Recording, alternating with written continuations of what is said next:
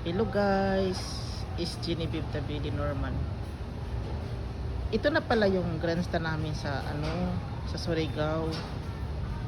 Para naman siya Genevieve na improve. Hindi ko alam kung nag-improve ka na ba dyan. Para naman na-change na talaga yung dating. Andito yung asawa ko. Siya nag running. Andoon. Videohin ko na lang siya yung naka-block. Bakit naman? Bigla niyang naisip sa grandstand daw. Plano talaga niyang mag-Pilipino na athlete siguro. Hindi ko alam.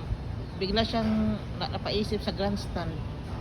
Andito kasi siya noon eh.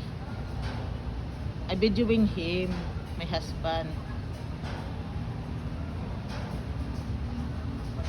Nagtakbo-takbo siya with music sa taingan niya. Ano niya kasi yan guys, tumakbo-takbo siya for energetic daw. Hindi naman ako ganun. Ano sa'yo? Wala lang. Sa kanya siguro yung kailangan hindi siya malubat. Nandun yung asawa ko. Si hi! Ay, may music siya.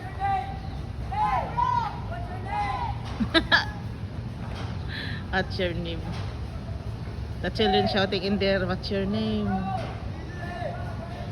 They're shouting to my husband is running. Hindi ko maintindihan guys, the people is watching him. Madali siyang ma-recognize yung asawa ko na yan.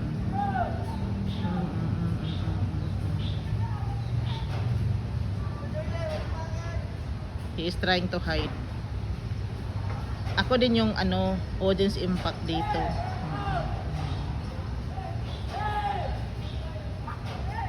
Grandstand ito ng Surigao City dito sa maliit lang yung namin city. Maliit lang siya pero nag-improve talaga siya kasi 25 na eh. Hindi naman siya ganito noon. Hindi siya ganyan. Ka-improvements. Pero parang doon parang nakorap ata doon. May corruption talaga dito nangyayari, obvious. Parang iba naman yung nila na iba yung nanalo kasi yung corrupt, hindi kasi nila maintindihan. Guys, dito na lang ako. Maraming salamat. Bye.